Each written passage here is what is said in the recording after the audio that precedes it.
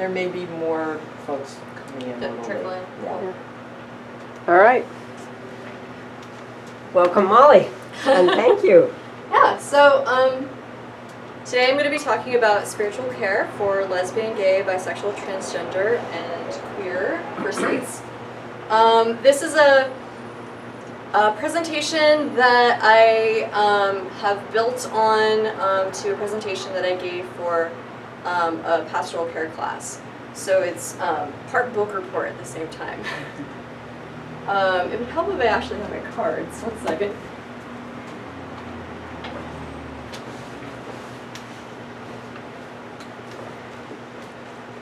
I have the trouble in making note cards to make sure I cover everything.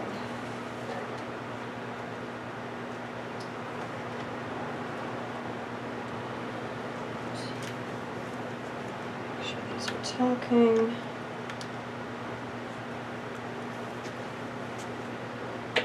I thought it was set. Good. Okay. So, first I'm going to introduce myself. I'm an Interfaith Studies Certificate Program student here at the Chaplaincy Institute. I just completed my 11th module, so this month is going to be my 12th module, and I'm hoping to be ordained in November as an Interfaith Community Minister. I'm also a Master of Divinity student at Pacific School of Religion. I've been doing the program part-time, so I've been enrolled since 2012. I've also am pursuing a certificate in sexuality and religion that's offered through the Pacific School of Religion program. And I've been a volunteer peer counselor for the LGBT National Help Center for the past 2 years. So that's part of my experience. Also, the last 9 months I've been the spiritual care provider at the CA House Multi-Faith Living Community up at UC Davis. And then I'm also a member of the LGBTQ community. I decided to include a picture of myself and my fiance. That's us at the San Francisco Dyke March. That was last month. You can find out more about me and my ministry at reverendmolly.com or follow me on Twitter at revmollyjohnson.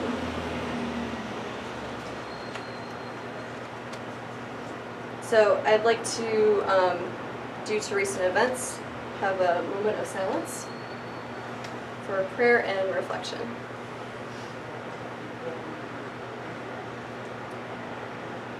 And I invite us to reflect and offer loving kindness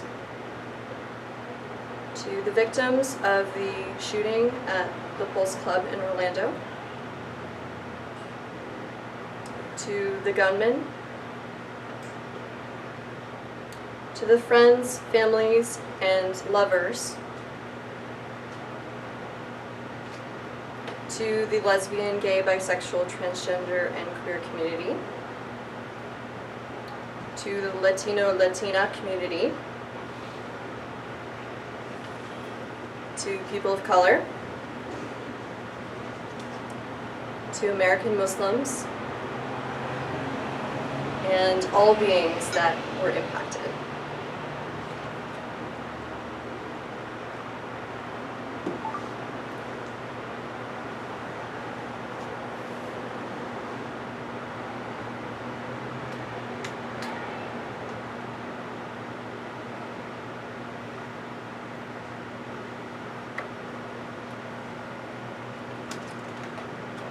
So before we go any further, we need to unpack some terms. The first term is LGBTQ. I've had a lot of practice at saying that acronym quickly. It refers to lesbian, gay, bisexual, transgender, and queer persons. The word queer is an umbrella term that includes non-normative sexualities and expression of sexuality. It can also be a bit edgy for people because it is a reclaimed term that was once used in a derogatory manner. So depending on the people you're around, queer might not be the most comfortable word to be using. And also I caution heterosexual individuals at using it casually just because it can be particularly jarring. Just like I might be able to call myself a dyke, but if someone I don't know calls me a dyke, it feels a little uncomfortable. That's what happens when you reclaim terms. Lesbian refers to female persons who are primarily or exclusively attracted to other female persons. One thing that's important to look at is that primarily or exclusively is language that is often left out, and just because somebody identifies as lesbian doesn't mean that they have never ever been attracted to someone other than a woman. Same goes for gay. Gay refers to male persons who are primarily or exclusively attracted to male persons. Sometimes gay is also used as a sort of broader way to mean both lesbian and gay, or sometimes even all LGBTQ people. Bisexual refers to persons who are attracted to both same-sex or other sex persons, although not necessarily to the same degree. And as somebody who identifies as a bisexual individual, I can say that I have a much higher level of attraction to certain genders, and then I do other genders. So bisexual does not necessarily have to limit oneself to male or female. It can also be inclusive of other gender identities. Transgender, also referred to as trans, is a broad term to include those who contravene the commonly accepted definitions of gender all or part of the time. So that's definitely a big, broad term. There's a lot further we can go in a lot of these definitions, but just for the purpose of this presentation, I want to make sure we've got those terms down. Any questions at this point? Great. So the next term I wanted to talk about is how do you define spirituality? This is one of the first questions I ask in a spiritual care session. And I was just curious if anyone in the room wanted to shout out. How do you define the word spirituality? Sometimes by ritual. Ritual. Defining it by ritual? Yeah. I like the term reverence. Anyone else? Inclusive of expressions and beyond dogmas. Yeah, excellent. So the definition that I use a lot is that spirituality is a broad concept that refers to a sense of connection with something greater than oneself. It also can relate to a meaning in life, a sense of purpose. So then what about spiritual care? We've got a lot of chaplains in the room. How do you define spiritual care to someone?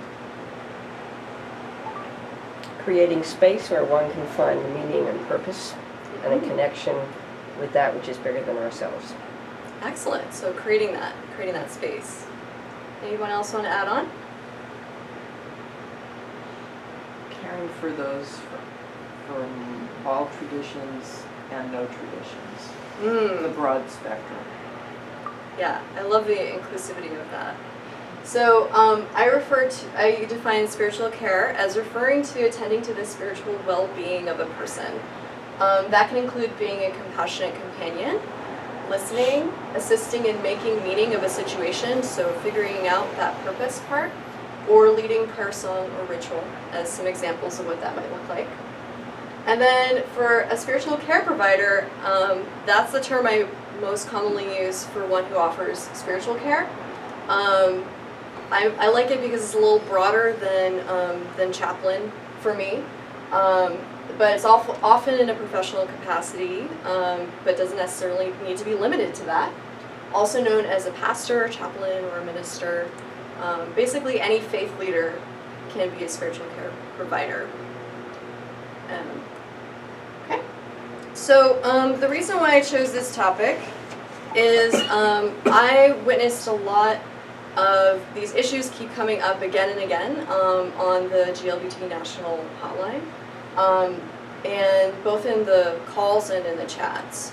So one thing I've witnessed in terms of spiritual issues that affect LGBTQ persons is the sense that their sexuality and their religion are at odds. I'm afraid that I can't be gay and be Christian. Was an example of what that would look like. Or just feeling like, even broader terms of like religious people. I live in a community of religious people. I can't come out.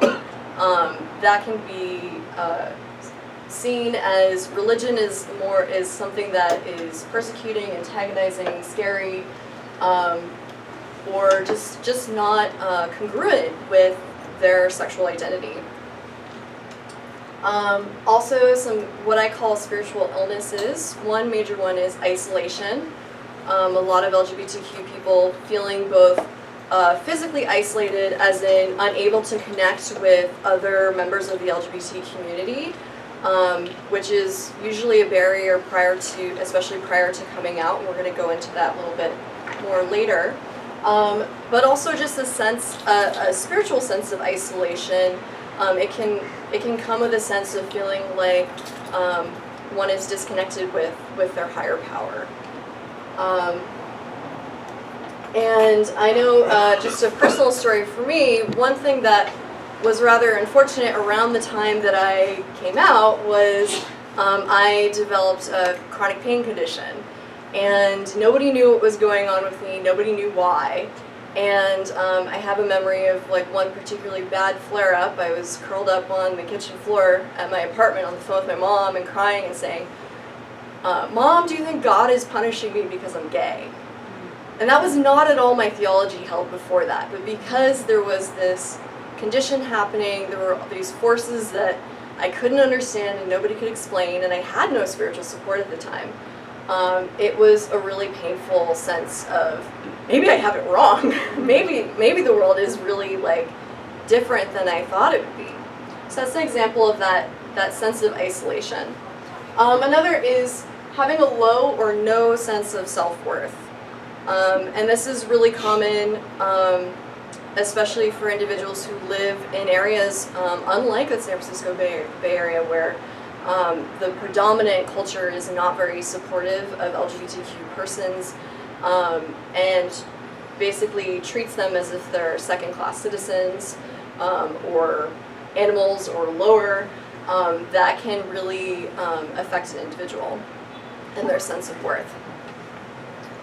And also I find that these problems are really usually prevalent with teens and college-age young adults, but that's definitely not alone the sole group that's affected. One of the most powerful calls I got on the hotline was a woman who was in her 70s, and she called the hotline, and I was the first person she came out to. She had known that she was attracted to women since she was 15 years old, but she had no one she could come out to, and just constantly shut herself up with that information. So people who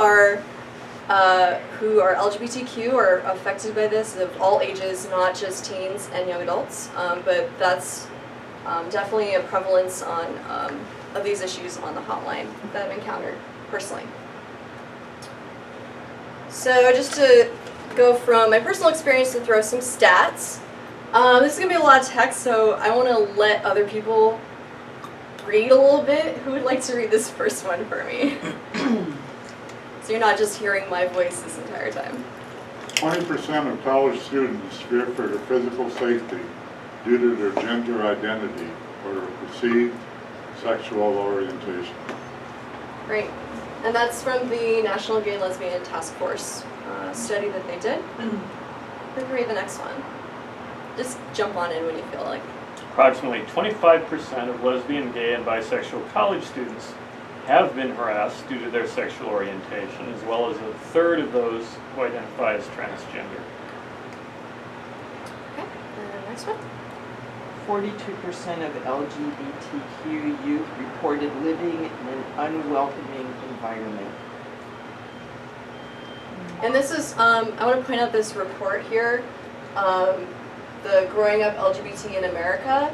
The HRC did that rather recently. It's a very extensive report. I recommend reading it if you're interested in.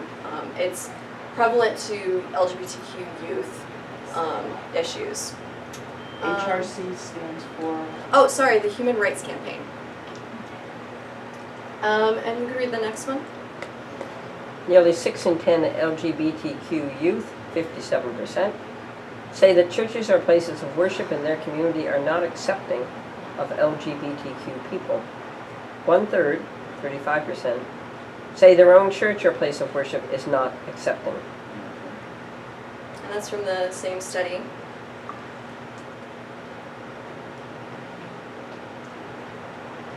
I'll read it.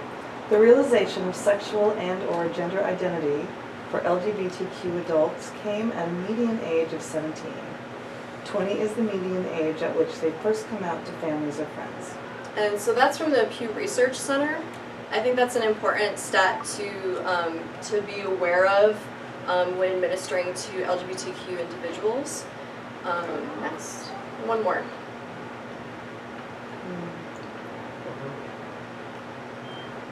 LGBTQ young people are 4 times more likely to attempt suicide as their heterosexual peers.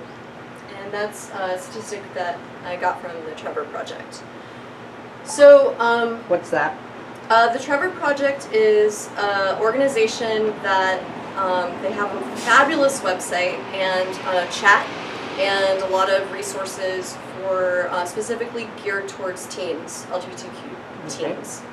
But they've done a lot with anti-bullying and basically creating a lot of sense of connection for teens.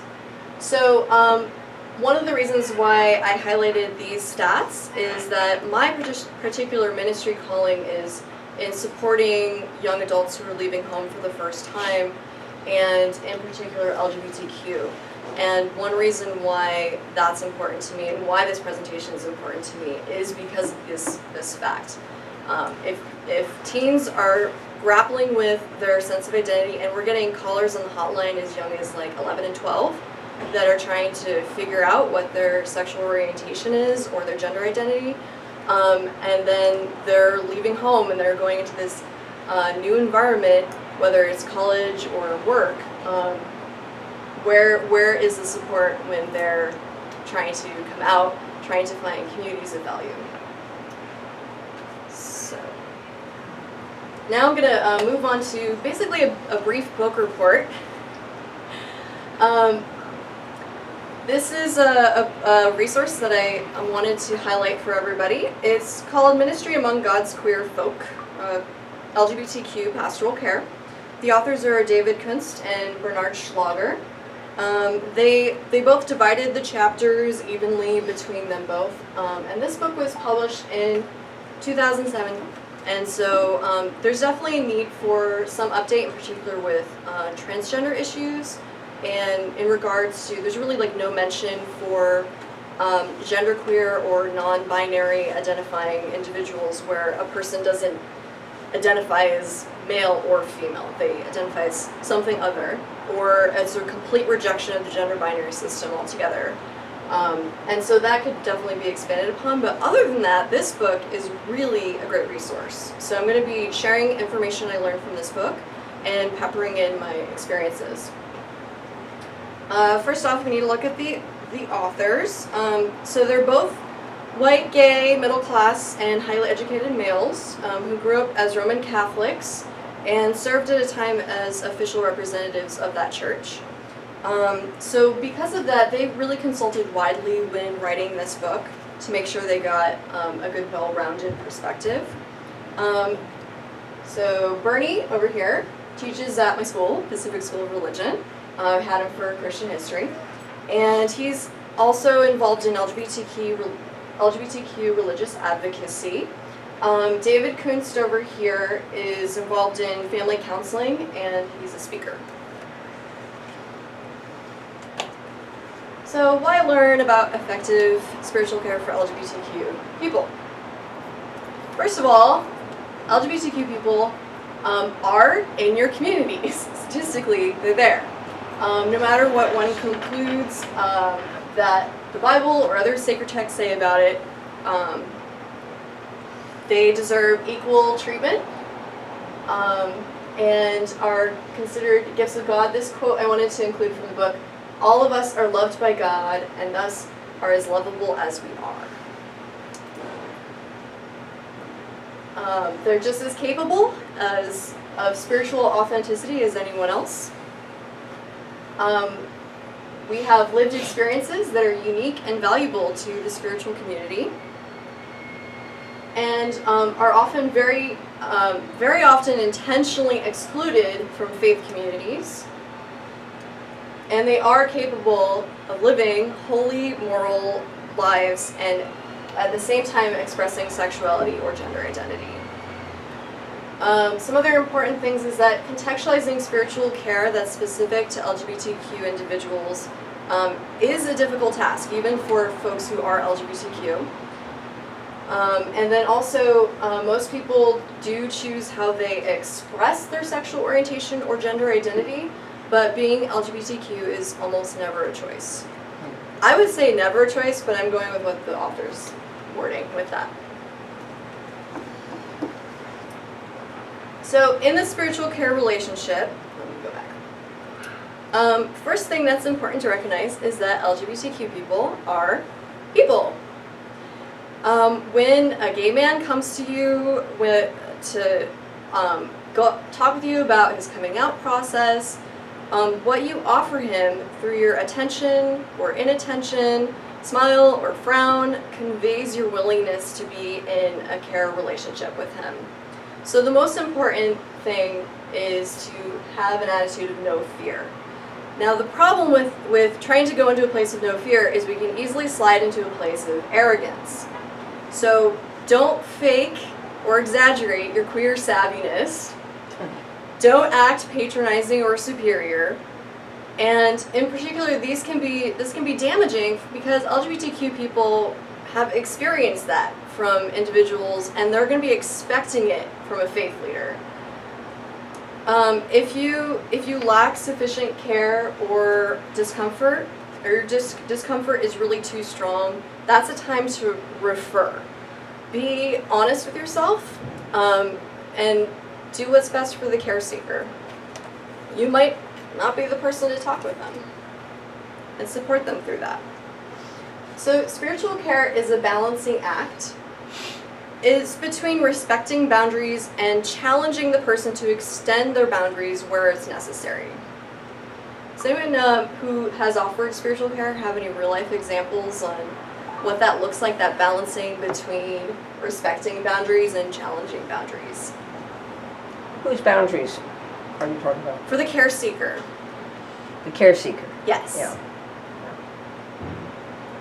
I have an example of that when I was doing CPE, where a man came to me who was leaving his home community, really wanted a relationship with another man, was very open about that, was also helped out in his seeking and yearning by using too much alcohol on that. And my job was to, in that case, listen to his story without judgment, to offer some resources and not to bend over with opening his door too much, to let him do the seeking at the pace that he needed to do it. And he was balancing between wanting a genuine relationship and also dealing a little bit with pornography. So it was really quite a challenging situation. But I was grateful for that experience, and I really had to respect his confusion at that time and not to try to clarify it for him. So. Yeah, that's a great example of, I've found, especially working with college students, is it can be really easy to slip into this kind of parental role, and that's not actually what's going to serve the individual. So that's a great example of like wanting to like open the door for this person, but making sure you're opening it the amount that that person's ready for. Precisely. Yeah. Did you want to share as well? Well, I don't have anything to share, I just have questions. Is it possible, or how easy is it for someone who's not walked this path to be a spiritual care provider for those who are walking this path? Right, so it's definitely possible, and that's part of what I hope to go over a little bit more in the presentation, and we can talk more about it at the end if you feel like you still have questions around that. Okay, very good. I almost went too far. So one thing that's also important around boundaries is, of course, in a spiritual care relationship, you want to refrain from physical intimacy. That's across the board a given. However, it's especially important with LGBTQ individuals because, one, LGBTQ people are intensely scrutinized, a oppressed subgroup of the culture, and two, they often have boundaries violated through false assumptions and misinformation. Also, LGBTQ individuals are identified by the general population by their sexual orientation, their sexual identity. With trans individuals, they can even be their sex organs. So thus, LGBTQ people are viewed as sexual beings, and therefore even more vulnerable when it comes to a boundary in terms of physical intimacy. So confidentiality is really important with ministering to LGBTQ individuals. Outing is a term that talks about making known someone's sexual orientation or identity. It could also be gender identity, most often without their knowledge or consent. A lot of the times this is viewed as a real no-no. Like, you don't want to out an individual because it can cause a lot of problems for them. So as a spiritual care provider, it's your responsibility to know if other people know that person is LGBTQ or not. So you want to ask permission to acknowledge it, to what degree and to whom. An example of this is I was meeting with someone who has a non-binary gender identity, and I knew that they were wanting to go by they. And I was also going to be talking with them with their family. And so I said, I know you usually like to go by they. What pronoun would you be comfortable with me using around your family? Because the family might not be using that pronoun for that individual, and that individual might not be out to their family as a non-binary person. It's also important to recognize how you interact in public, how you introduce that person, speak about them, and speak about them when they're not around. So a couple tips that I have in particular when it comes to the issue of pronouns is when I'm working with somebody, I'm trying to build the habit of introducing myself with my preferred pronouns. So I'll say, I'm Molly Johnson, and my preferred pronouns are she and her. And that gives permission to the other person to share, if they want, the pronouns that they prefer. If there's any ambiguity, second tactic is to just come on out and say, like, what are your preferred pronouns? Rather than trying to guess, and therefore possibly cause some discomfort for that person. And also, one other tip I have is if the person's pronouns are tripping you up, for instance, I have quite a number of friends now who identify as they, and they was really hard for me to wrap my brain around because I was so used to it being referring to people in plural. So what I would do is, until I was comfortable referring to that person as they, use their name. So for instance, I'm going to use Elizabeth's name, right? So if I was talking about how, oh, it's so great that Elizabeth made me feel welcomed when I came in here, I really liked how Elizabeth did that, rather than needing to use any pronouns at all. So that's just like my kind of insider tip, I guess. Now this is a picture I wanted to include. It's from the website Whisper, where people anonymously share secrets. My supervisor outed me as transgender to all my coworkers. I've never felt so ashamed or sick to my stomach. So I wanted to include that as an example of what it can feel like physically and emotionally, possibly for somebody who's outed to a group of individuals. So that's why confidentiality is important. One thing that's really helpful for spiritual care providers, whether you're working with LGBTQ or not, is to really try to put yourself in this person's shoes. So imagine living in a world in which your sense of your very being is questioned and found to be wanting, if not downright evil. Such a response would have a strong effect on anyone. So now we're going to get into some a little bit of spiritual care theory. So in the book, Kuntz adapted the 6 functions of pastoral care as presented by Kleinbell and Graham to apply to LGBTQ individuals. So the first function is healing. Kuntz emphasizes that there is always woundedness for LGBTQ people, whether it's religious wounds or family wounds. I'm not catching that, forgot my hearing aid. There's always woundedness for Woundedness. LGBTQ individuals. The second role is sustaining, and what that looks like for LGBTQ people is a need for to be encouraged simply to be who they are with dignity and self-acceptance. LGBTQ people are practically under siege by the cultures of almost the entire world. LGBTQ are the subject of an emotionally charged news story practically every day. This is especially true, I feel, for the transgender community.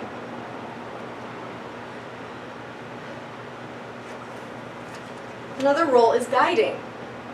So the spiritual care provider needs to be LGBTQ aware, discern with people their moral issues, talk about LGBTQ issues in the communities, and not be afraid to make a public statement. What do you mean by that? For instance, let's take the tragedy with the Pulse shooting. For a spiritual care provider, it can be really healing for the people in their community that are LGBTQ if they make a post on Facebook or on the news or on Twitter. They make a statement about the effect of that on the community, and really rather than remaining silent, and it doesn't even necessarily need to come immediately after something happens, but making that statement can help other people to feel safe with that individual, and be setting an example of how it's important to advocate for LGBTQ people. So the guiding I was referring to both within a spiritual care context one-on-one and also in terms of the broader community. So reconciling needed by the LGBTQ care seeker can come from being alienated from the church and sacraments or whatever their faith community is, as well as a spirituality that has been separated from religion.